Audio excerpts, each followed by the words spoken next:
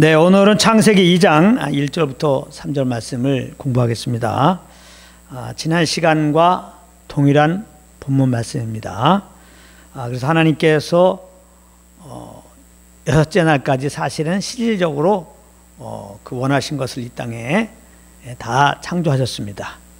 마지막으로 사람을 창조하시고 이제 보기에 매우 심히 좋았더라, 이렇게 말씀하셨습니다. 완벽한 창조죠. 그래서 창세기 2장 1절에 보면은 천지와 만물이 다 이루어진다라고 이렇게 표현하면서 이제 시작되었고요.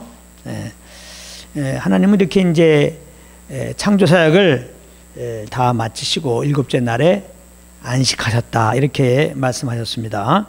여기서 이제 안식이라는 말을 우리가 잘 알아야 된다고 그랬어요. 안식하셨다고 하니까 하나님이 이제 아무것도 하지 않으셨다, 이렇게 생각할 수 있는데 그것이 아니고 사람과 함께 하셨다, 사람과 교제하셨다, 그런 의미라고 그랬어요. 하나님이 일곱째 날에 안식하셨다는 것은 사람과 함께 하셨다, 교제하셨다, 그런 말이라고 그랬습니다. 하나님이 짐승과 달리 사람은 하나님의 그 모양대로, 하나님의 그 형상대로 모양 따라 지으셨다고 그랬죠. 그것은 사람을 영적인 존재로 만드셨다. 그 말은 하나님이 이제 사람을 만드실 때 교제하려고, 자기와 교제하려고 만드셨다는 것을 우리가 알 수 있어요. 그래서 그렇게 하나님이 계획하신 대로 이렇게 사람을 만들고 영적인 존재로 딱 만드신 다음에 너무 만족하셔갖고 보기에 심히 좋았더라, 그렇게 말씀하셨잖아요. 그러고서 이제 일곱째 날이 되어가지고 창조한 그 목적 따라 사람들과 함께 했다는 거예요. 사람들과 교제 가운데 했다는 겁니다. 이것이 이제 하나님이 안식하셨다, 이제 그런 의미입니다. 그러니까 일곱째 날을 또 사람 편에서 생각하게 되면은 하나님부터 이렇게 지음을 받고 바로 다음 날 안식을 맞이한 겁니다. 그러면 사람 편에서도 안식이라는 게 뭐예요? 하나님과 교제한 거예요. 하나님과 함께한 거예요. 그러니까 하나님의 안식은 우리와 함께하는 거고, 우리 사람의 안식은 하나님과 함께하는 거예요. 그게 안식이라는 거예요. 이 안식의 개념을 잘 알아야 됩니다. 하나님과 함께하는 것이 안식이라는 거예요. 그러니까 이렇게 하나님이 이제 일곱째 날에 안식하셨다, 우리와 교제하셨다. 이걸 통해서 하나님이 사람 만드신 이유가 결코 우리를 부려먹기 위함이 아니에요. 우리와 이렇게 정말 교제 가운데 있기를 원하시는 것입니다. 그래서 자신의 모든 것들을 다 주기 원하시는 거예요. 뭐 우리를 만들었고 열심히 일을 시키고 그 일함으로 말미암아 하나님이 뭔가 좀 이렇게 도움을 받고 힘을 좀 얻으려고 하는 게 아니에요. 그냥 성부성자 성령 하나님이 그 형상대로 모양 따라 우리를 만드시고 이제 그분의 그 사랑을, 그 기쁨을, 또 그 영광을, 그 모든 것을 인생들에게 주기 원하는 겁니다. 그럼 인생들 입장에서는 하나님과 함께하면서 교제 속에서 하나님이 공급하는 걸, 부으신 걸 다 받는 거예요. 그럼 뭐예요? 너무 좋죠. 그래야 너무 좋으라고 만든 거예요. 좋다 보면 이제 이렇게 은혜를 베푸신, 사랑을 베푸신, 모든 걸 주신 그 하나님이 감사해서 그냥 하나님을 이렇게 찬양할 거 아니에요. 자연스럽게 높일 거 아니에요. 그분을 위하는 삶이 될 거 아니에요. 그런 걸 보고 예배라고 하는 거예요. 그러니까 예배의 출발은 우리로부터 무언가 열심히 하는 것이 아니에요. 절대. 절대로 예배가 성립되려면 하나님과 교통 속에서 하나님이 부으시는 그 사랑을, 그 은혜를, 그것을 맛봐야 돼요. 그것을 우리가 지난 시간까지 잘 공부했습니다. 이제 그러면서 우리가 이제 여기서 꼭 알아야 될 것은 또 하나님이 우리를 이렇게 다 지으시고 다음날 안식하셨다. 우리 입장에서는 지음받고 다음날 안식의 날이다. 이걸 통해서 우리가 깨달아야 되는 것은 사람은 하나님과 늘 이 교통 가운데, 교제 가운데 그렇게 살아야지, 하나님과 교제 없이 살면은 그것은 짐승의 삶이다. 아주 짐승도 이성 없는 짐승, 그런 삶이 된다는 그런 메시지라고 그랬습니다. 왜 이성 없는 짐승이냐? 짐승은요, 최소한도 자기를 이렇게 키우는, 자기에게 먹을 것을 주는 주인을 알아봅니다. 주인은요. 근데 하나님을 떠난 인생들은 창조 주신 하나님을 절대로 인정하지 않습니다. 아, 이성 없는 짐승이지 뭐야. 그 이사야 1장 3절 4절에 보면은 하나님을 떠난 이스라엘 백성들을 이렇게 표현합니다. 이사야 1장 3절 4절에 보면은 소는 그 임자를 알고 나귀는 주인의 구유를 알건만은 이스라엘은 알지 못하고. 소는 그 임자를 안단 말이에요. 나귀도 그 주인을 안단 말이에요. 근데 하나님을 떠난 인생들은 하나님을 몰라줘요. 그래서 나의 백성은 깨닫지 못하는도다. 슬프다. 범죄한 나라여 허물진 백성이여 행악의 종자여 행위가 부패한 자식이다. 이렇게 이스라엘 백성들이 하나님께 슬픔을 주고 허물진 백성이 되고 이렇게 행악의 종자가 되고 부패한 게 된 것은 뭐냐? 결국은 하나님을 버려서 그래요. 하나님을 떠나서 그래요. 하나님과 교제 가운데 있지 않아서 그래요. 결국 죄라고 하는 것은 하나님과 함께하지 않은 열매입니다. 하나님과 함께하지 않으면 결국은 행하는 게 하나님과 함께하지 않고 행하는 게 뭐야? 다 그게 죄예요. 그러니까 또 반대로 말하면 우리가 죄를 범하기 싫잖아요. 예수 믿고 정말 구원받은 자는 누가 죄 범하고 살고 싶어요? 그러니까 죄를 범하지 않는 길은 내가 죄를 범하지 말아야지. 그래서 마음을 굳게 먹고 이렇게 하나님의 뜻 따라 살려고 하는 게 아니에요. 그렇게 안 됩니다. 그게 우리 연약해서. 죄를 범하지 않는 길은 오직 하나예요. 하나님과 함께하는 거. 주님과 동행하는 것밖에 없어요. 그래서 갈라디아서 5장 16절에 보면은 성령을 쫓아 행하라. 이게 하나님과 교제하라. 하나님과 함께하라. 그 말이잖아요. 그러면 육체의 욕심을 이지 아니한다 그랬어요. 절대로 우리의 힘으로, 우리의 노력으로, 우리의 다짐으로, 우리의 결단으로 죄를 이기는 게 아닙니다. 하나님과 함께할 때, 하나님의 그 인도함을 받을 때, 그때만이 우리는 유일하게 죄를 이기며 사는 겁니다. 우리 예수 믿는 자들이 이미 죄와 상관없는 자가 되었죠. 죄의 종류라는 옛사람은 죽었고 우리는 예수 그리스도의 그 의로운 생명으로 새롭게 되었죠.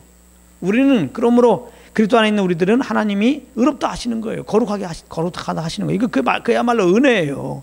은혜로 이렇게 우리는 새로운 자가 되었어요. 그래서 이제 우리가 새롭게 된 자라서 거룩하게 살아야 되는데, 의롭게 살아야 되는데 우리 힘으로는 안 돼요. 그래서 우리 안에 성령을 보내신 거예요. 이 성령과 교통하고 이 성령과 동행하라. 성령 인도함을 받으라. 그렇게 되면 새롭게 된 그 그리스도의 생명으로 살게 된단 말이죠. 그래서 예수님을 구원받는다면은 정말 내 안에 계신 성령님을 항상 인정하고 이분과 함께하는 게 너무 중요하다고 그랬어요. 이게 다예요. 이게 다라고. 우리나라 사람들이 그냥 열심히 특심이야. 꼭 바리새인들 같아. 근데 지식이 없어. 이 그리스도를 아는 지식이 없다고. 그냥 우리 생각에 그냥 열심히 우리만 그냥 이렇게 뭔가 주님께 해드리면은, 주님에서 땀을 내면은 그게 예배인 줄 알고, 그게 주님이 기뻐하는 건 줄 알고, 또 나아가서 막 내 힘으로 막 죄도 이기려고 한단 말이에요. 그게 세상을 이기려고 그러고 안 돼요. 그게 바로 종교입니다. 우리 안에 오신 성령과 깊은 교통 속에서 이제 그분을 쫓아 살면 그게 주님을 쫓아 사는 그것이 다 예배예요. 그러니까 예배가 꼭 주일날 나와서 이렇게 다 마음을 같이 해가지고 기도하고 찬양하고 요것만 예배가 아닌 거예요. 요것도 성령 안에서 성령을 힘입고 해야 이것도 예배가 되는 거예요. 하나님이 받으세요. 그런가 하면은 우리의 모든 삶의 영역 속에서 가정이나 직장에서나 우리가 길 갈 때나 정말 성령님과 함께 그렇게 생각하고 그렇게 말하고 누굴 만나고 무엇을 하면 그게 딱 하나님 받으시는 예배예요. 그게 이거 꼭 하셔야 됩니다. 아시겠어요? 항상 성령님을 의시하고 매 순간에 주님과 동행하면 그게 예배라는 거, 이걸 잘 하셔야 됩니다. 그렇지 않으면 그냥 주일 예배 딱 마치면 예배 다 드렸다는 거예요. 다 드렸다. 그 말 속에 뭐예요? 예배를 다 드렸다. 이제 내가 하고 싶은 거 하자. 이렇게 되잖아요. 내가 하고 싶은 대로 사는 나는 그리스도와 함께 죽었어요. 사실은 뭐 우리가 하고 싶은 거 없어요. 우리라고 하는 건 죽었어. 나라고 하는 건 죽었어요. 그리스도와 함께. 나는 없어. 이제는 내 안에 그리스도가 사는 거예요. 내가 죽고 내 안에 있는 그리스도가 사는 삶이 뭐예요? 그리스도가 이제 성령으로 오셔서 나를 인도하시기 때문에 성령께서 주시는 생각, 성령께서 주시는 그 일을 하면 우리는 족하는 거예요. 오직 그게 그리스도로 만족하면서 사는 삶이고, 그것이 그냥 예배의 삶이에요. 무슨 뭐 예배를 다 마쳤어요. 우리는 죽을 때까지 그러므로 예배의 삶을 살아야 되는 거예요. 모든 삶을 예배의 삶이 돼야 되는 거예요. 모든 삶을 항상 성령과 교통 속에서 그 주시는 감동 따라 그렇게 해야 되는 겁니다. 꼭 아시기 바랍니다. 예? 자, 그런데 이제 3절에 보게 되면은 하나님께서 일곱째 날에 복주사 거룩하게 하셨으니 이런 표현이 나와요. 그죠? 하나님 일곱째 날을 복주사 거룩하게 하셨으니 이 말이 굉장히 중요합니다. 이 말에 귀를 기울여야 돼요. 왜냐하면은 조금 이 말을 문자적으로 그냥 해석을 해서 잘못 하나님의 의도와 달리 적용하여 이렇게 신앙생활하는 경우가 있습니다. 그래서 보통 이제 안식일이 또 주일날로 바뀌었다는 겁니다. 그래서 하나님이 복주사 약속하신 이 거룩한 주일날 이렇게 표현하는 경우를 볼 수 있어요. 대부분 이렇게 표현하는 경우는 지금 하나님이 이 말씀을 주신 의미를 잘 몰라서 지금 하고 있는 거예요. 그래서 많은 사람들이 그냥 문자 그대로 일곱째 날을 복주사 거룩하게 했다. 그러니까 일곱째 날, 이 안식일 날, 이 날이 그냥 복된 날이고 이 날이 거룩한 날이라고 이렇게 생각을 합니다. 문자적으로 보면 그래요. 그래서 어떤 사람들은 정말 일곱째 날, 이 날 하나님 복주사 거룩하게 한 날이라기 때문에 이 날을 소중하게 하게 되고 이 날을 꼭 지켜야 한다. 그래서 이제 이 하나님이 말씀하신 이 복주고 거룩하게 했다고 하는 이 안식일 날, 이걸 이제 지키려고 아주 노력을 합니다. 그래서 안식일 계명을 따라서 막 일도 안 하고 불도 피우지 않고 막 지키려고 하는 그런 자들이 있어요. 그렇게 잘 지키면 하나님이 복 주시고 뭔가 하나님이 거룩하다 인정해 줄 줄 알고 그러는 것인데요. 그렇게 해본 사람 있습니까? 절대 복이 안 오죠. 절대 거룩해지지 않죠. 무엇보다도 안식일, 그 안식일 계명을 열심히 지키려고 할 때 그 마음에 안식이 오던가요? 절대 안 오죠. 오히려 더 안식이 없어져요. 안식일 내가 계명을 쫙 지키려다 보니까 그 조금이라도 못 지키면 그거 죽을 수도 있거든요. 더군다나 어떤 사람들은 이 안식일이 오늘날 주일날로 바뀌었다는 겁니다. 그래서 이제는 안식일날이 지금 복주사 거룩하게 하셨으니 이 말을 주일날 하나님이 복 주시고 거룩하게 하신다고 한 이 거룩한 주일날 여러분들 주일을 성수하십시오 그런단 말이에요. 주일날을 잘 지키십시오 그렇게 말한단 말이에요. 그래서 이제 안식일의 계명을 따라 지키라 또 그것도 아니에요. 교회법을 잘 지키라 이렇게 나가죠. 주일날 나오려면 나름대로 이렇게 이제 마음의 준비도 하고 이건 뭐 맞는 말이죠. 이제 그러면서 이렇게 옷매무새도 똑바로 하고 시간도 좀 일찍 나와서 딱 나오고 예배 드릴 때 졸면 안 되고 그런단 말이에요. 절대로 주일날 빠지면 뭐 큰일 나. 하나님께 복 받기는커녕 저주받는다 그러고 자꾸 주일날 범하면 구원도 잊어버린다 그러고 지옥 갈 수 있다 그러고 왜냐하면 이날 복 주고 거룩하게 하는 건데 이날에 이렇게 밥 먹듯이 어기면은 이거 저주받겠다는 거 아니냐. 이거 완전히 죄된 일 아니냐. 이거 당연히 이거 지옥 가는 거 아니냐.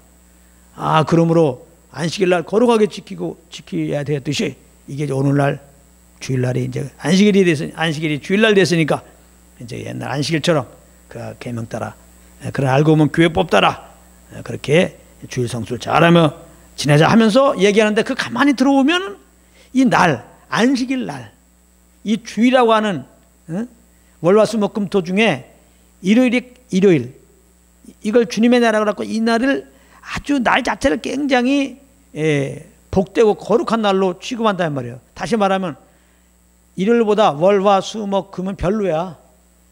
월요일 별로, 화요일 별로, 수요일 별로, 목요일 별로, 금요일 별로. 어이구 일요일은 엄청나게 귀중한 날 이런 개념이잖아요. 이게 이렇게 가르쳐 버리면은 그래 주일날은 어떻게 뭐 자기가 하고 싶은 걸 금하고 또 이렇게 교회 나와서 예배 드렸다고 합시다. 그 월화수목금은 뭐야? 주님을 많이 의식하지 않잖아요. 예배에 대한 마음이 없잖아요. 말 그대로 세상 사람 수준으로 그냥 우리가 하고 싶은 일 그렇게 하잖아요. 조금 더 신앙 있는 사람은 수요일날 한번 오는 거고 조금 더 열심히 사람은 새벽기도 나오는 거고 새벽기도 나온 다음엔 똑같아요. 살아가는 방식은 가치관 가지고 살아가는 방식은 세상 사람들과 별 차이가 없거든요. 그런 걸 보고 종교생활이라고 하는 겁니다. 종교생활. 어떤 특별한 날을 정해갖고 특별한 어떤 행위를, 의식을 하나님께 버리고 그렇게 정한 날 외에는 뭐 그렇게 특별한 날처럼 생각하지 않는 거, 그렇게 사는 게 그게 종교적으로 사는 거예요. 그러니까 안식일 날, 이게 이제 주일날로 바뀌었으니까 주일날, 이 날을 특별하게 이렇게 여기면서 이제 안식일 계명을 지키듯, 또 주일날도 이렇게 안식일 계명처럼 또 교회법을 따라서 이렇게 열심히 지키려고 하는 그것은, 이거는 그러므로 이건 진리가 아닙니다. 그러니까 하나님이 오늘 우리에게 주신 말씀은 그 일곱째 날을 복주사 거룩하게 하셨으니, 이 말은 일곱째 날이 정말 나는 월화수목금토보다 일곱째 날이 이 안식일에 가장 나는 중요하게 생각하고, 이날에 모든 복을 주고 그냥 이날에 이 안식 계명을 지킨 자들을 내가 정말 거룩하게 할 거니까 정말 죽었다 깨어나도 무슨 일이 있더라도 안식일은 범하지 말라, 무슨 일이 있더라도 이제 주일날은 범하지 말라, 이런 뜻이 아닙니다. 이거 어떻게 보면 우리에게 안식 주는 게 아니에요. 우리가 피곤해서 늦게 잘 수도 있고 뭐 질병 걸리면 교회 나갈 수도 없는데, 그러니까 하나님의 이걸 주신 이 말씀이 그런 마음이라면은 그 내가 나가려도 못 나가게 됐어. 이거 주님 마음에 아픔을 드리는 거 아니에요. 이거 뭐 복 받고 뭐 거룩하다 인정받기 전에 이미 난 정말 주님의 기쁨이 되기 원하는데, 원치 않게 안식일 못 지키고 원치 않게 주일날 안 나가면 그렇게 돼 버리잖아요. 뭔가 지금 하나님과 온전한 관계가 괜히 허물어지는 것 같이 돼 버리잖아요. 그러니까 이건 진리가 아니라는 거예요. 하나님이 그래서 이 안식 계명을 주신 것은 늘 말하지만 그걸 지키라고 준 게 아니에요. 그 안식 계명을 지키려면 우리는 그 안식 계명 그대로 뭐 지키지도 못하고 안식이 없잖아요. 우리의 어떤 행위로 안식을 가할 수 없다는 걸 알려주는 거죠. 우리 안에 안식이 없음을 말하는 거예요. 우리 어떠한 노력도 안식을 우리는 소유할 수 없다는 겁니다. 이것은 안식일의 주인 대신 예수 그리스도께 나오게 하기 위한 거예요. 그래서 안식일은 그림자요, 예수 그리스도의 그림자요, 예수 그리스도의 모형이라고 지난 시간에 말한 거예요. 그래서 이제는 안식일, 그 안식일 날을 정확하게 이제 지키고, 그런 게 중요한 게 아니에요. 주일날을 정확하게 지키고 이런 게 중요한 게 아니에요. 이제는 안식일의 주인으로 오신 그 예수 그리스도를 믿는 게 중요한 거야. 아무리 안식일 잘 지키고 주일 잘 지켜도 예수 안 믿으면 지옥 가지만은, 안식일을 안 지키고 주일 안 지켜도 정말 이 시간에 이 말씀을 듣고 십자가 죽으시고 부활하신 예수님을 내 삶의 구주로 정말 모시고 예수를 믿으면은 그 사람 구원받아요. 아시겠어요? 이제 참다운 안식을 누리는 길은 이제 예수님을 구주로 모시고 이 주님과 함께 사는 거예요. 이 주님과 교제하는 겁니다. 예수님은 성령을 줬잖아요. 성령의 인도함 받으면 그 인도함 받는 그 순간이 안식이에요. 우리가 천국 가고 싶다고 하는데, 천국이 어떤 곳일까 알고 싶어 하는데, 성령과 동행하면 사실은 우리가 장착할 그 천국의 그 어떠함을 지금 맛보고 있는 거예요. 아시겠어요? 그래서 성령과 동행하게 되면 자연스럽게 천국을 소망하게 되죠. 땅의 소망이 자연스럽게 없어집니다. 우리 이 땅에 소망을 갖지 맙시다. 그런다고 소망이 안 가져집니까? 내가 지금 육신도 있고 그런데 아무래도 눈에 보이는 대로, 귀에 들리는 대로 그 만족을 쫓아서 이렇게 움직이게 되지. 그리고 나 혼자 사는 것도 아니고 여러 사람들이 나름대로 이 땅에 소망을 두고 이렇게 뭐 좋은 자 샀네, 뭐 집도 더 큰 집 사네, 뭐 우리 집 자식은 뭐 이렇게 공부하고 뭐 이렇게 됐네 하는데, 그거 이기기가 쉽습니까 우리가?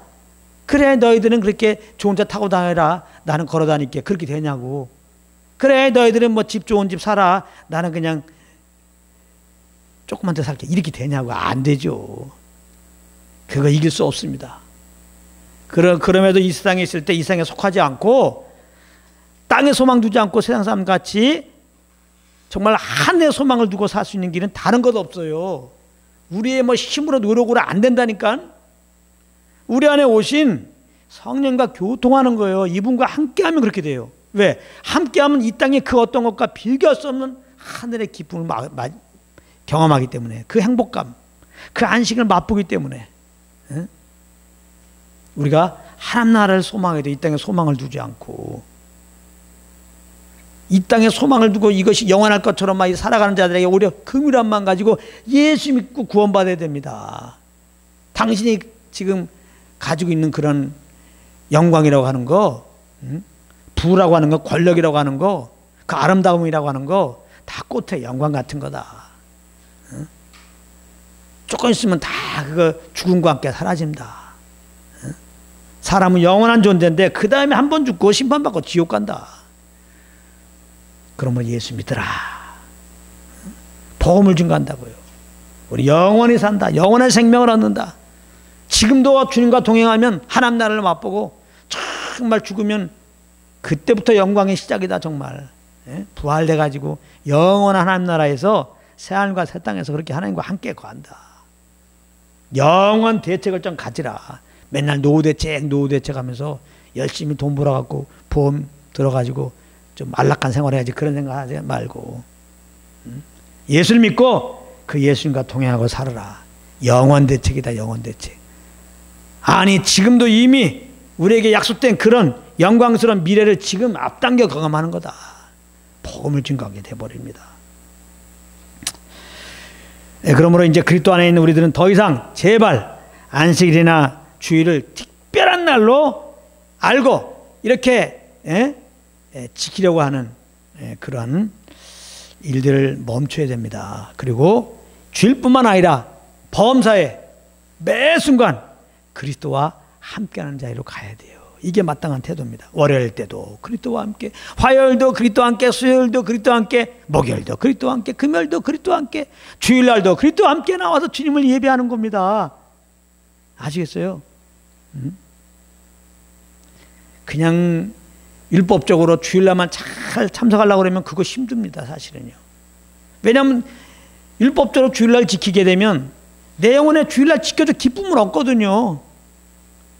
그냥 주일날 그렇게 잘 지키는 거에 지금 관심을 갖고 가기 때문에 그거 주일날 안 지키면 저주 올까 봐 내가 주일날 지키면 좀 마음에 위로와 안식이 오는 거지, 그건 주님으로부터 오는 게 아니에요. 그런데 우리가 정말 주님과 동행하고 이제 이렇게 주일날도 나와보세요. 주일날 지켜서 좋은 게 아니라 내가 주님과 함께 하니까, 함께 시간 나와서 함께 예배드니까 그 주님 때문에 내가 안식인 거예요. 그렇다면은 월화수목금토도 혹시 교회 안 나와도, 교회 나와도 모든 삶 가운데 주님과 함께 이렇게 가정일도 돌보고, 주님과 함께 직장생활하고, 주님과 함께 친구도 만나고, 주님과 함께 뭐 가게도 가고 그러면 어때요? 다 안식이에요. 다 안식이에요. 그러니까 우리는 다 예배터야. 우리가 할렐루야, 다 예배터입니다. 이번에 이제 코로나19로 말미암아 이렇게 주일날 모여서 예배 드릴 수도 있고, 또 여러 가지 덕 차원에서, 그리고 또 사실 실질적으로 이 감염이 지금 많이 무서우니까, 그래서 좀 주일날 좀 못 모이고 좀 흩어져서 이렇게 각자 떨어져서 이렇게 예배를 드려도 그건 뭐 괜찮은 거예요. 그런 거는. 근데 물론 나라에서 이런 뭐 감염 이런 것도 아닌데, 하여튼 예수 믿는 사람들 모여갖고 그냥 두세 사람 모여서 예배만 드려봐라. 그건 죄다. 그래서 뭐 벌금을 내린다든지 감옥에 보낸다든지, 북한처럼 막 이제 죽인다. 이럴 때는 이거 아니죠. 이럴 때는 우리가 핍박을 두려워하지 말고 벌금 내면 내고 때리면 맞고 죽으라면 죽는 마음으로 더 우리는 모이게 힘써서 주님을 예배해야 되죠. 그리고 우리를 때리러 온 사람들에게 당신도 예수 믿고 구원받으라고 해야 되겠죠. 근데 이번 같은 경우는 이제 그런 핍박 상황이 아니에요. 하나님은 우리를 살리려고 하시는 분이란 말이에요. 근데 코로나 감염으로 이렇게 모여서 만약에 죽을 수 있다면 하나님도 이렇게 조금 이제 지혜롭게 좀 떨어서 예배 드리라, 그렇게 할 수 있는 거죠. 근데 우리는 근본적으로 이 오늘 같은 참다운 안식이 뭐냐, 정말 안식을 지키라, 주일날을 성소해야 한다는 의미가 뭐냐, 이걸 정말 진리를 알게 되면 우리는 이런 상황인데도 아무 문제가 안 되는 거죠. 여기에 뭐 그래도 모여야 돼 이렇게 할 필요가 없는 거죠. 우리는 항상 이제 주님과 함께 그럼 마땅한 거죠. 하나님 우리와 함께 하시려고 만드셨고 우리를 구원하신 거예요. 그럼 구원해 놓고 이제는 성령님이 오셨단 말이에요. 성령으로. 그럼 우리 편에서는 이런 마음을 알고 함께 해야 될 거 아니야, 하나님과. 그거 당연한 거죠. 아멘. 함께 하죠, 항상. 예. 그래서 내 안에 성령과 교통하고 이분과 함께 하면 그게 이제 안식일이고, 그것이 복이란 말이에요. 그것이 거룩이라 이 말이에요. 오늘 이 말씀을 좀 드리고 싶단 말이에요. 복과 거룩이라는 게 뭐냐 이 말이에요. 그리스도와 함께하는 게 복이라는 거예요. 그리스도와 함께하는 게 거룩이라는 말입니다. 이 복과 거룩에 대해서도 왜곡된 게 많이 있죠. 하나님은 복의 근원이세요. 하나님은 그 본성이 거룩이시고요. 그래서 이 참다운 복이라고 하는 것은 이 썩어 없어질 이 세상 사람들이 말하는 이 세상의 복을 성경에서 말하는 게 아니에요. 성경에서 복. 오늘도 복주 살 때 이 복. 그리고 율법에서 보면은 이렇게 하나님이 명령을 지키면 복 받는다, 복 준다 얘기했죠. 할 때 그 복은 예수 그리스도로 말미암아 우리에게 주실 신령한 복, 그것을 암시한 거예요. 그걸 예표해서 한 거란 말이에요. 우리는 예수 믿고 율법 아래 있지 않잖아요. 그리스도 안에 있잖아요. 그리스도 안에 있는 자들은 하나님이 약속하신 복을 주셨단 말이에요. 그 예수 믿고 구원받은 자들은 복받은 자로서 감사해야 하는 거지. 예수 믿고 구원받은 자들도 또 율법을 인용하면서 이렇게 율법 계명 지키면 복 준다고 했으니까 이 율법 계명 잘 지켜서 복 받읍시다. 예수 믿고 구원받고 율법 지켜 복 받자. 이거는 아니란 말이에요. 이거는 맞는 말이 아니에요. 그리고 율법을 지켜서 복 받으려고 그러면 저주받는다고 그랬죠. 율법은 지키면 복 받고 안 못 지키면 저주받는다고 그러는데, 율법을 지킨다는 것은 율법의 계명 한 계명 지키는 걸 말하는 게 아니에요. 율법은 613가지의 계명인데 이걸 다 지킬 때 지킨다고 표현하는 거예요. 어떤 사람이 율법 계명 10개 지켰다고 합시다. 나머지는 안 지켰어. 그럼 안 지킨 거란 말이에요. 10가지 계명이 있는데 한 가지 안 지켰다. 그럼 다 안 지킨 거로 되는 거예요. 여러분들 613가지 다 지킬 수 있어요?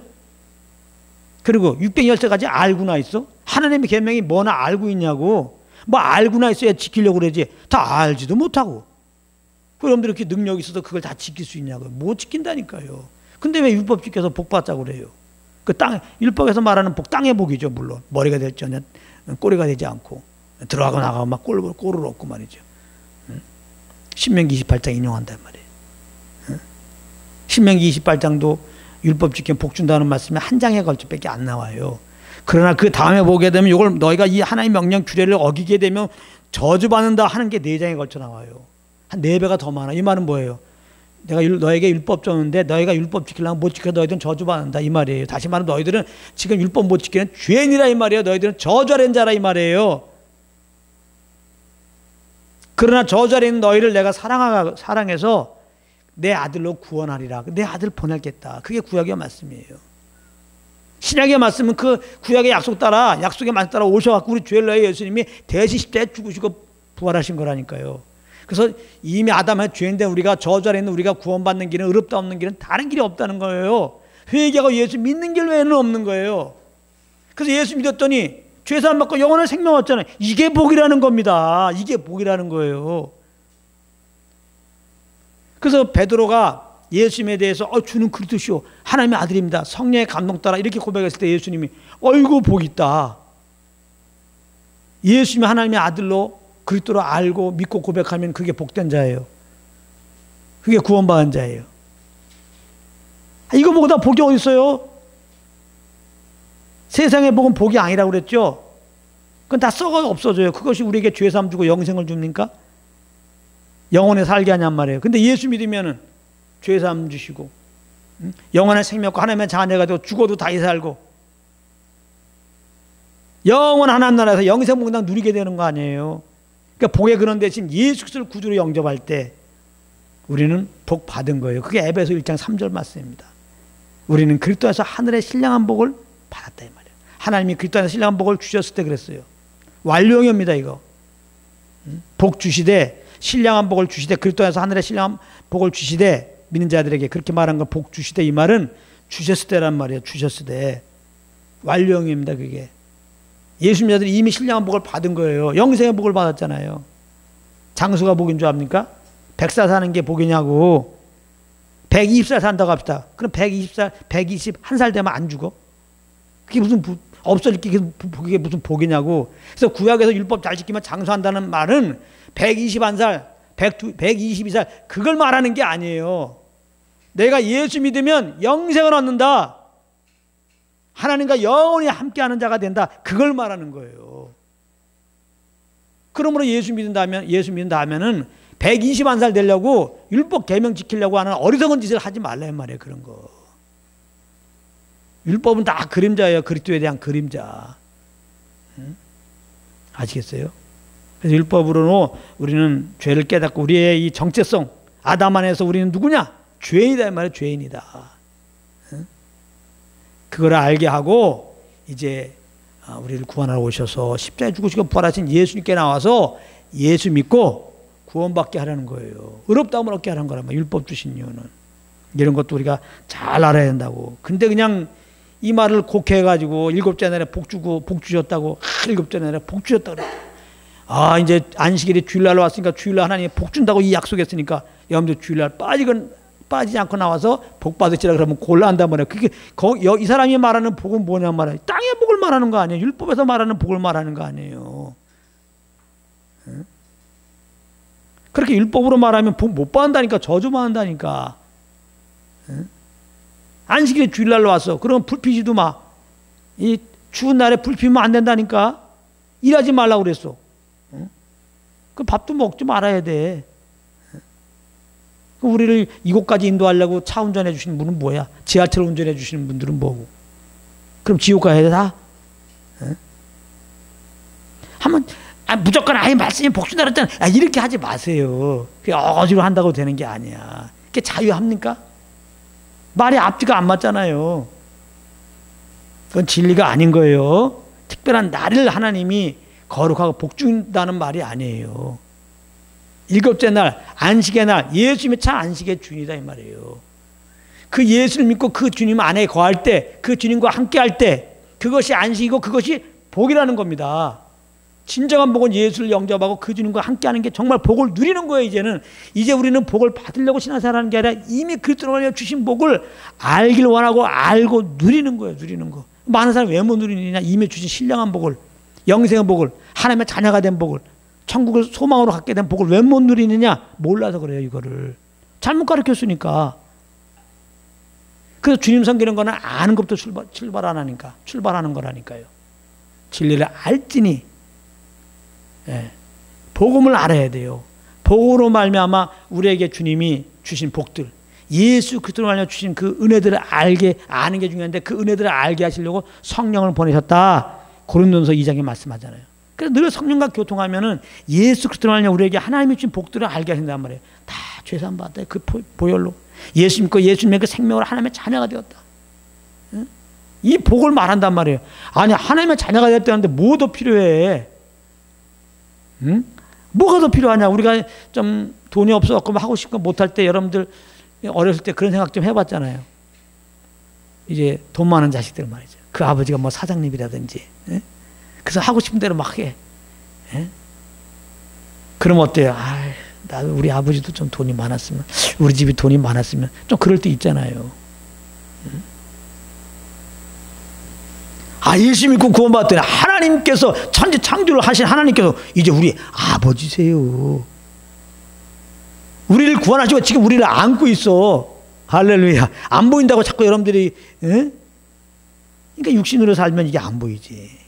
우리 믿음으로 살아야 돼요. 이 하나님 말씀 믿는 믿음.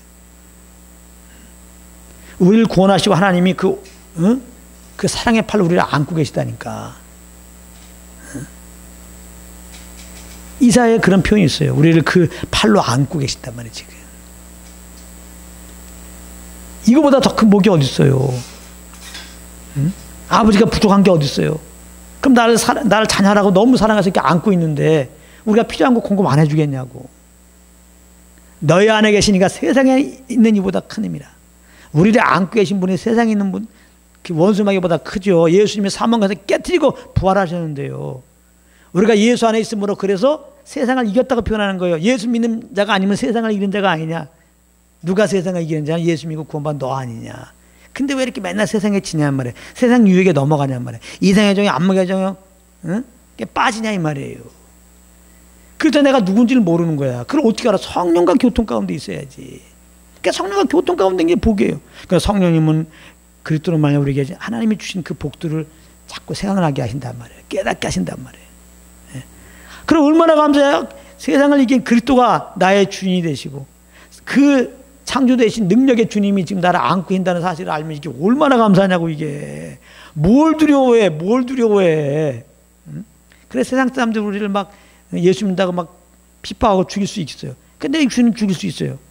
내 영혼은 어떻게 할 수 없어요. 내 영혼은 변함없이 하나님 나를 붙잡아요.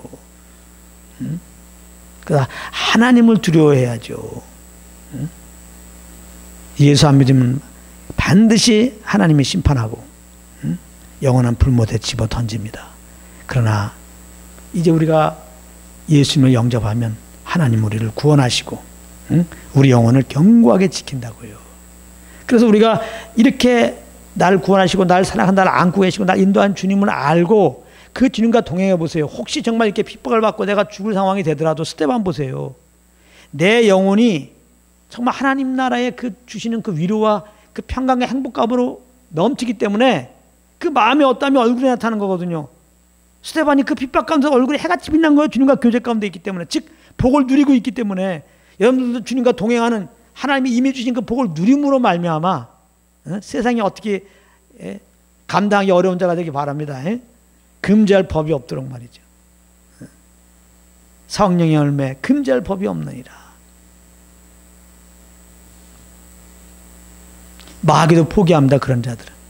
그래서 예수 성령을 쫓아 행하는 예수님, 성령님과 예수님만큼은 아니지만 정말 동행했던 바울, 그 앞에서 마귀는요 꼼짝 못해. 오히려 정체를 드러내고 막 날 좀 쫓아내지 말라고 말이에요. 좀 사정합니다. 사정을 해요. 제발 여기 놔두라고 말이죠. 근데 마귀 새끼는 놔두면 안 되죠. 예수님도 떠나가라고 그러고 바울도 떠나가라고 그러고.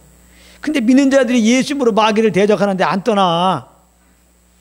그럴 수 있단 말이에요. 그러니까 마귀를 대적하고 이런 거 조심해야 한다고 그랬어요. 그게 먼저가 아니고 마귀는 상관할 바 아니야. 우리는 오직 그리스도만 상관해. 할렐루야.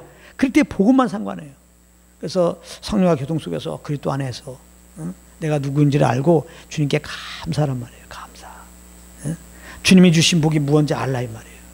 그럼 내 속에서 막 감사 기쁨이 넘쳐나요. 그냥 그 주님의 어떠함이 내 안에 막 나타나요. 그게 뭐예요? 거룩이지. 주님과 함께하면 주님의 성품이 막 나타나요. 같이 묻어갖고. 그러면 더러운 귀신들이 자기 정체를 드러내고 떠나갈 수밖에 없죠.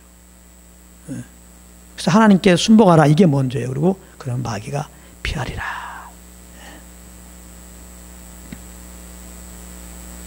그래서 이제 우리들은 복을 얻기 위해서 절대 신앙생활하는 거 아닙니다. 이건 율법 아래 삶이에요. 이거는 절대 내 영혼에 기쁨을 주지 못하고 안식을 주지 못하고 뭐예요? 더 두려움을 주게 되는 거예요. 복 받기 위해서 지금 내가 무엇을 했는데 그 무엇을 하는 그 기준 따라 여러분들이 사냐고 또 이 정도 하면은 복 받을 것 같아 지금 여러분들이 열심히 하고 있는데 주일날도 참석하고 찬양도 하고 새벽기도 참석하고 나름대로 성경 통독도 하고 있는데 정말 여러분들이 작심만 따라 그렇게 하고 있냐고. 또 그렇게 안 되면 어떤 생각이 와요? 그냥 정죄가 온다니까. 그냥 눌려버려요. 그래서 이 진리로 주님을 섬기지 않고 진리가 아닌 자기 열심으로 주님 섬기는 자들이 다 눌려 있잖아요.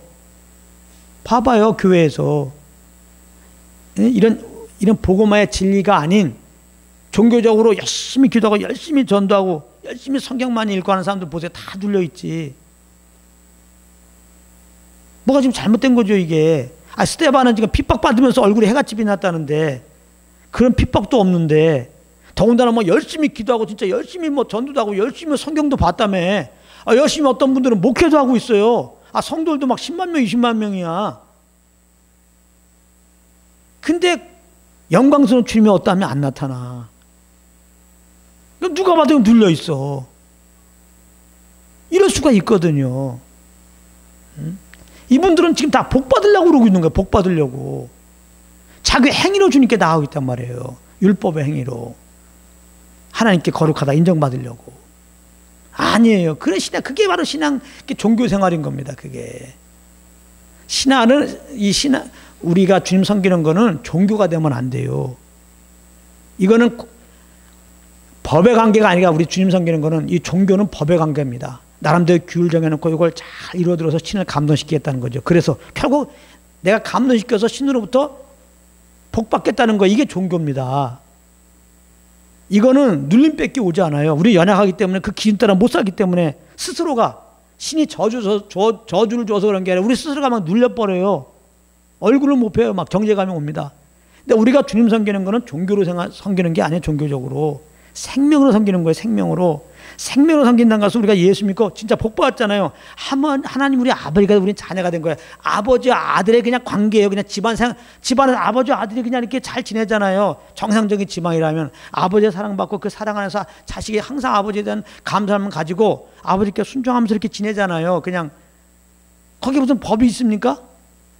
예? 잘못하면 그냥 그 집에 쫓겨날 그런 생각 가지니까 아버지께 잘해주고 인사하는 겁니까? 자녀가? 아니죠. 그냥 아버지는 사랑하기 때문에 자녀에게 요구하는 거. 그냥 아버지는 사랑하니까 넌 내 자식이 하니까 그냥 뭐 학교도 보내고 학원도 보내고 유학도 보내는 거예요. 그냥 사랑해서 옷도 사주고. 솔직하게 뭐 부모가 뭐 조건이 있습니까? 근데 이제 세상 부모는 조금 이제 하나님이 아니니까, 예? 조금 이제 그렇게 섬긴 만큼 못해지면 승질을 나고 그러지만은, 때로는 공치도 하고 내가 너를 위해서 어떻게 했는데, 그건 연약해서 그런 거고.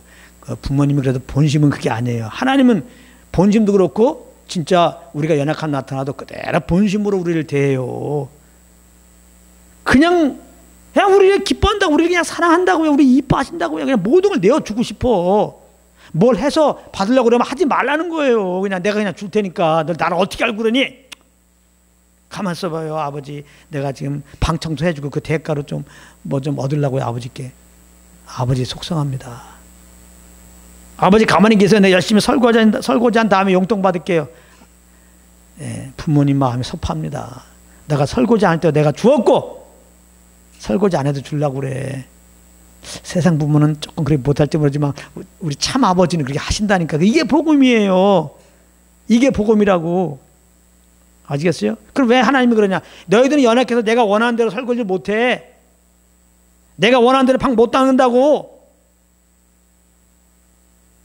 아시겠어요? 설거지 방은 내가 다 닦을 거야. 그러니까 이제 복 받으려고 하지 말고 내가 너에게 예수 안에서 주는 복을 실컷 알고 누려라. 그리고 나만 쫓아다녀라. 나만 쫓아다니면 너 연약하기 때문에 너희가 날 섬기려고 하면 못 섬기고, 나만 쫓아다니면 그것이 나를 섬기는 거야. 알았어? 그래. 그래서 주님을 따른다는 것은 이거예요. 우리가 어떻게 한석봉같이 글을 쓸 수 있겠습니까? 근데 한석봉같이 글을 쓰는 길이 하나 있다고. 한석봉이 내 손을 딱 잡고 한석봉이 이렇게 손을 움직이는데 내가 가만히 있으면 돼. 한석봉 손에 나를 붙잡은 한석봉 손에게 나를 맡기면은 한석봉같이 글이 써져. 나는 한석봉도 아니고 한석봉처럼 글도 못 쓰는 자인데, 예? 한석봉이 손에 나를 딱 붙잡았을 때 한석봉의 손에 내가 이끌리면 돼 그냥. 아시겠어요? 우리가 어떻게 의롭게 살 수 있습니까? 우리가 어떻게 하나님을 기쁘게 살 수 있습니까? 우리는 못해요. 예수님만 그렇게 사셨어요. 근데 우리가 하나님을 기쁘게 해드릴 수 있어요. 하나님 앞에 의롭게 살 수 있는 길은 딱 하나 있어요. 예수님이 성령으로서 우리를 이끌 때 성령께 그냥 이끌리면 돼. 성령께 주신 감동 따라만 살면 돼요. 그것이 바로 예수님 이 땅에 산 수준으로 사는 거예요. 그게. 할렐루야. 예? 그러니까 성령의 열매 그러면 내가 성령의 열매 맺히는 게 아니에요. 성령의 열매 맺힙시다. 이거 아니라니까요. 성령의 열매라는 말은 그 원어적 의미로 해석하면 성령의 지배 아래 있으면 그런 의미입니다. 예? 성령의 지배 아래 있으면. 우리가 성령 인도함을 따르면 자연스럽게 성령이 나타나서 그 열매를 내세요. 성령 열매의 주체는 성령님이야. 우리가 아니고. 아, 성령 열매는 절제입니다. 우리 절제하도록 합시다. 절제하도록 합시다. 누가 해야? 내가 해야잖아. 그러니까 눌리는 거예요. 종교가 돼버리는 거예요.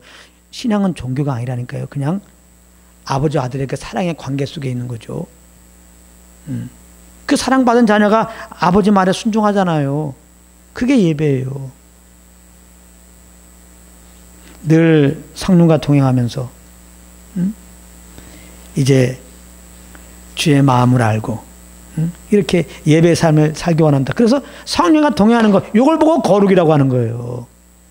성령과 동행하는 게 복이고 복을 누리는 거고, 성령과 교통하면서 사는 게, 인도함 따라 사는 게, 이게 거룩인 거예요. 거룩은 구별되다는 말이에요. 그래서 많은 사람이 거룩에 대해서 오해해서, 레위 같은 경우는 거룩이 주제잖아요. 거룩. 성경 상세부터 계시록까지 거룩을 말하고 있잖아요. 사실은 맞아요. 거룩해라, 거룩해라. 그래서 성경은 우리가 죄인이라는 거예요. 성경은 거룩을 말하고 있는데, 그러므로 성경은 인생들은 죄인이라고 얘기하는 거예요. 하나님이 거룩이라고 그랬죠. 거룩이라면 철저하게 하나님 말씀 따라 살아야 돼. 우리 못 살잖아요. 이거 죄인이야.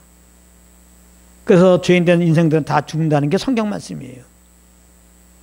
그러나 거룩하신 하나님은 또한 사랑이신 하나님이에요. 그 사랑이신 하나님이 죄를 거룩하지 못하고 죄 가운데 있는 인생들을 정말 사랑해서 죄에서 구원하시려고 그 아들을 보냈다고 하는 게 성경 말씀이에요. 그러니까 성경 말씀은 우리를 구원하시려고 하나님이 그 아들을 보냈다는 내용이에요. 그리고 하나님이 이제 우리를 구원하시려고 그 아들을 약속하라 보내셨고, 이제 우리 죄를 짊어지고 십자가에서 이제 죽이시고 그 죄를 다 처리하시고, 하나님의 우리가 의롭다 인정받게 하기 위해서, 이렇게 하나님의 복 받기 위해서, 참으로 거룩한 자여 거룩한 삶을 살기 위해서 삶 안에 부활하게 하셨다는 게 성경 말씀이에요. 그래서 복음이란 건 뭐냐? 죄인데 우리가, 사망 아래 있는 우리가, 심판 아래 있는 우리가 이제 하나님 우리를 사랑해서 보내신 그 예수님, 우리 죄를 죽으시고 부활하신 그 예수님, 그 예수님 믿으면 구원받는다는 게 복음이에요. 이게 성경 말씀이에요. 그래서 예수 믿으면 그게 안식이고, 그 믿음으로 사는 거, 이게 바로 복을 누리는 거고, 이게 거룩이라는 거예요. 이게 그 성령과 동행할 때 주님의 거룩함이 나타나는 거지. 거룩이 구별이라고 내 의로 세상과 뭔가 다른 모습을 보이려고 하면 그게 종교란 말이에요. 어떤 종교 보세요. 갑자기 머리를 막 깎잖아요. 뭔가 구별시키잖아요. 그들은 그게 거룩이라고 생각해요. 어떤 종교에서는 막 결혼도 안 하잖아요. 그러니까 일반적인 삶의 모습이 아니잖아요. 그걸 거룩이라고 생각해요. 또 어떤 종교는 옷을 특별하게 입잖아요. 특히 앞에 서서 이렇게 말씀하는 사람들은 옷을 또 특별하게 막 입잖아요. 그런 걸 그걸 거룩이라고 생각해요. 뭐 그렇다고 옷을 대충 이런 얘기, 대충 마음치나 입으라는 얘기가 아니고, 그런 어떤 옷매무새 어떻게 하는 거, 우리 행위에 어떻게 다른 사람과 좀 구별되게 고상하게 취하는 걸 거룩이라고 생각하는데 절대 천만의 말씀. 그래서 교회에서 거룩하게 삽시다. 술 먹지 맙시다. 담배 피지 맙시다. 뭐 착한 일 합시다. 이웃 도와주십시다. 이렇게 하면 또 그런 일들 그렇게도 막 권면하잖아요. 물론 이런 것이 이제 예수 믿는 자들의 삶 속에 나타나야 되지만은 이것 자체가 행동의 고상함이 거룩이 아닙니다. 거룩은 하나님께만 쓸 수 있는 단어예요. 그런 행동이 어떠함이 거룩이라고 하면 종교인들은 대부분 거룩한 자죠. 그리고 안 믿는 자 중에도 거룩한 자 그럼 많이 있어요. 우리보다 더 술 한 모금도 안 마시고 담배 한 모금도 안 피고 말이죠. 욕도 안 하고 말이죠. 자기 돈 다 팔아서 남 돕는 사람들 많아요. 예수도 안 믿는데 그 거룩합니다. 하나님이 거룩하다고 인정해요. 성경은 의인 없나니 하나도 없다고 로마 3장 10절에 말씀하고 있어요. 하나님의 의롭다 거룩하다 인정하는 자는 율법의 행위에 있지 않고 이렇게 거룩한 나름대로 살려고 종교적으로 자기 의로 자선사업하고 이런 데 있지 않고 십자가에서 죽으시고 부활하신 예수님을 믿음으로 말미암아 의롭다함을 얻는다. 로마 3장에 말씀하고 있어요. 그래서 거룩이라는 건 뭐냐? 거룩하신 이제 하나님께서 우리를 거룩하지 않은 죄인된 우리를 구원하기 위해서 거룩한 그 아들을 보내셨어요. 그래서 우리 죄를 대신 짊어지고 십자가에 죽게 하시고 부활케 하셨어요. 이 복음을 받아들인 자는 죄 용서하시고 거룩한 주님의 생명을 겁나게 해서 거룩한 내 자녀라고 말씀하는 거예요. 그 예수 믿고 구원받은 여러분들은 그리스도 안에 누구예요? 거룩한 자입니다. 거룩한 자예요. 예수 믿고 구원받은 여러분들은 그리스도 안에서 의로운 자예요. 이거 아셔야 돼요. 조금 잘못했다고 잘못하면 물론 주님 앞에 자백은 하세요. 그래도 여러분들 하나님의 자녀고, 그래도 여러분들은 의로운 자고 거룩한 자라고 하나님이 말씀하세요. 우리가 육신이 있기 때문에 연약하여 이렇게 좀 잘못할 수 있죠. 그러니까 정죄받지 말고 잘못한 것은 자백하고 다시 복음으로 돌아오세요. 그리스도 하나님이 우리를 뭐라고 하시느냐? 거룩한 자라, 의로운 자라고 얘기하는 거예요. 할렐루야. 이게 은혜예요. 이게 은혜. 예? 그래서 이제 우리는 예수 믿고 의롭고 거룩한 자가 있으니까 그렇게 살아야 돼요. 뭐 제가 이거를 뭐 억지로 표현하는 게 아니라 성경으로 제가 한번 말씀드리겠습니다. 에베소 4장 24절에 보면은 에베소 4장 24절에 이런 말씀이 있어요. 하나님을 따라 의와 진리의 거룩함으로 지으심을 받은 새 사람을 입으라. 에베소 4장 24절 말씀은 굉장히 중요한 말입니다. 그리스도 안에서 나의 정체성을 말씀하고 있는데 이거를 대부분 모르기 때문에 이렇게 종교적으로 율법적으로 생활한다는 말이에요. 이걸 알게 되면 정말 복음 안에서 정말 나를 사랑하시는 아버지의 사랑을 더 알게 원하고 그 사랑 안에서 자유함으로 성령을 쫓아 그렇게 주님을 섬기는 삶으로 돼버려요. 잘 보세요. 자, 어떻게 돼 있어요? 하나님을 따라 의와 진리의 거룩함으로 지으심을 받은 새 사람을 입으라 그랬어요. 그러니까 이게 무슨 말이냐면 제가 이해를 돕기 위해서 여러분들이 예수 믿었잖아요. 예수 믿는 우리들은 그리스도 안에서 의롭고 거룩한 자가 되었단 말이에요. 하나님의 의롭고 거룩한 분이죠. 예수 믿었더니 의롭고 거룩한 그분의 생명을 겁나서 우리는 의롭고 거룩한 하나님의 의로운 거룩한 자녀가 되었다는 거예요. 이게 그리스도 안에서 나입니다. 나. 그러니까 오늘 이 말씀은 뭐냐? 그러니까 너희가 은혜로 이제 예수 믿고 의롭고 거룩한 자가 되었잖아. 의롭고 거룩한 나의 자녀, 의롭고 거룩한 내 자녀가 되었잖아. 그럼 그렇게 내 자녀답게 살아야지. 그 말입니다. 그게 입으라 그런 뜻이란 말이에요. 새 사람을 입으라. 너희들은 이미 새 사람이 되었어. 이제 예수 믿고 의롭고 거룩한 자가 되었어. 우리 그렇게 입어. 그 새 사랑을 입어. 이 말은 뭐냐면 그렇게 은혜로 새롭게 된 자로 살라 이 말이에요. 근데 이 부분을 갑자기 이제 그 앞에 의와 진리의 거룩한 지으심을 받은 새 사람을 잊어버리고 하나님께서 은혜로 그리스도 안에 베푸시는 은혜들이죠. 말하자면 거룩한 의로운 자라는 걸 잊어버리고 거룩한 새 사람 입으라고 그랬습니다. 우리 거룩하게 삽시다.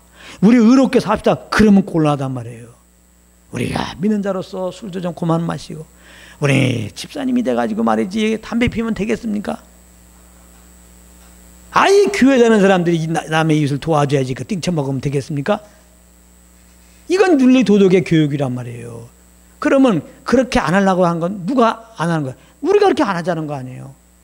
집사님이니까 교회 다니니까 좀 구별된 삶을 살라는 말이잖아요. 잘 들으세요.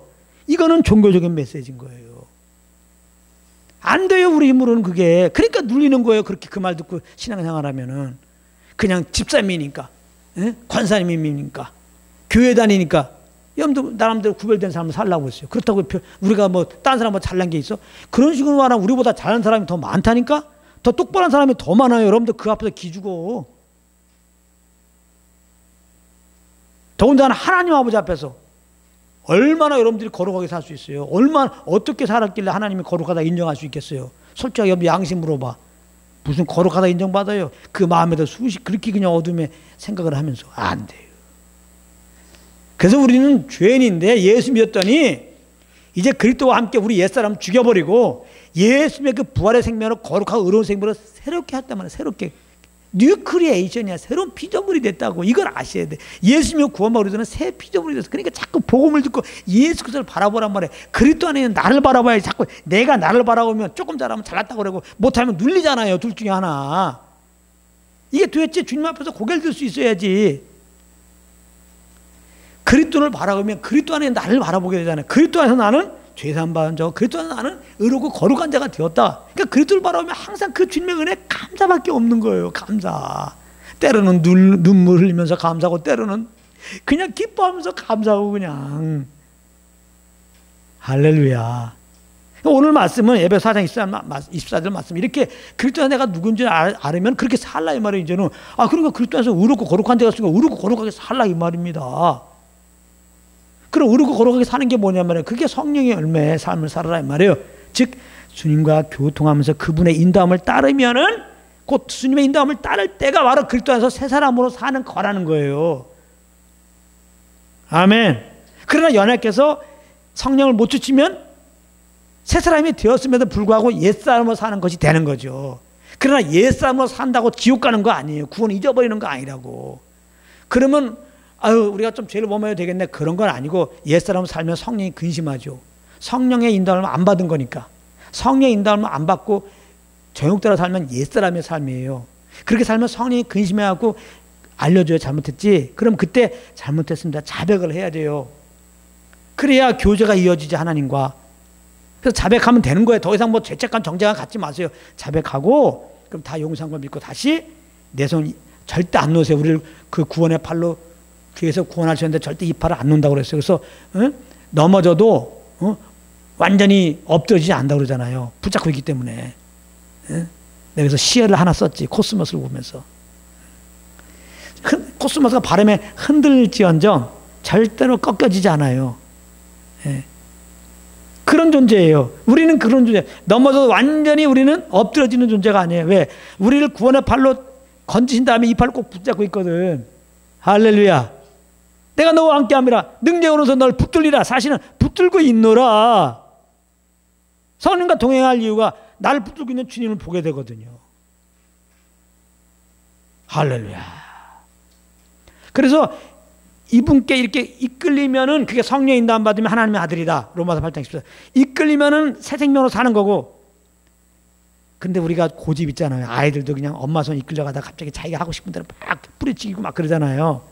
그 순간부터 얼마나 괴로워 기잖아요. 가끔 내 정욕대로 살 때가 있단 말이에요.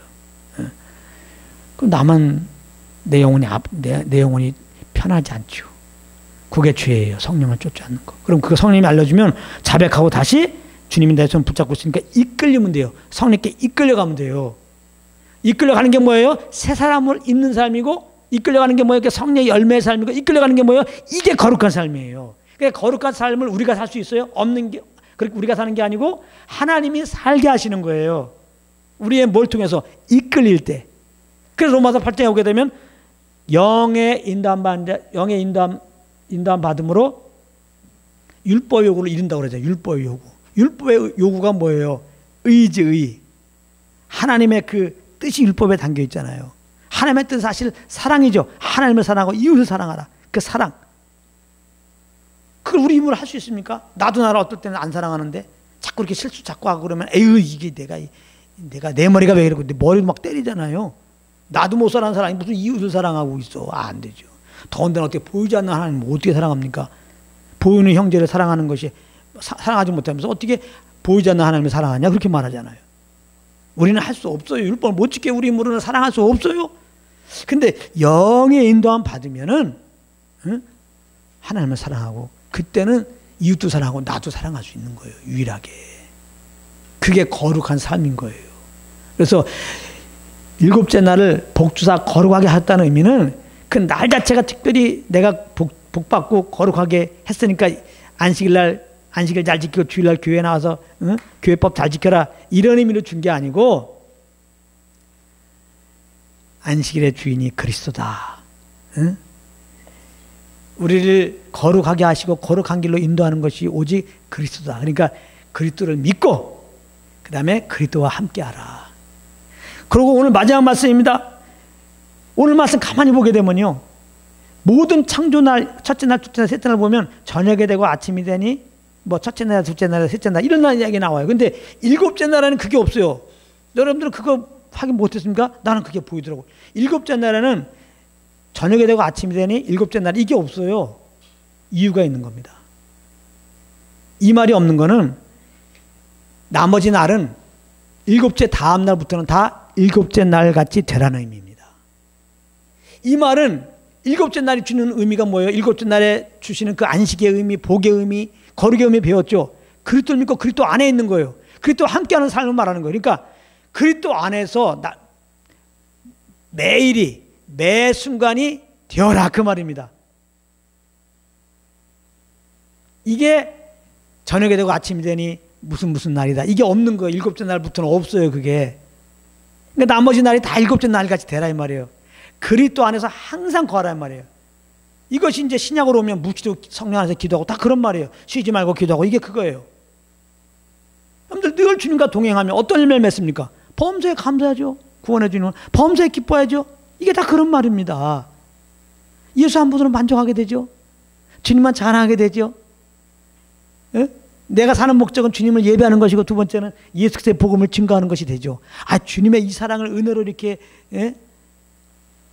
내가 받아서 구원받고 이러한 복과 거룩한 자가 되었다는 걸 생각해 보세요. 어떻게 복음을 안 증거하겠어요. 당당하게 복음을 증거하는 열매가 나오는 거죠. 그래서 오늘 말씀을 잘 여러분들이 기억해서 우리는 이제 일곱째 날에 하나님이 안식하셨고 복 주시고 거룩한 것들이 그리스도 안에 다 우리에게 지금 주어졌다는 것을 기억하고 항상 그리스도와 교제함으로 안식을 누리시고 그 복을 누리시고 성령의 인도함을 따름으로 정말 주님을 예배하고 주님을 온전히 드러나는 통로가 되기를 예수 이름으로 축복합니다.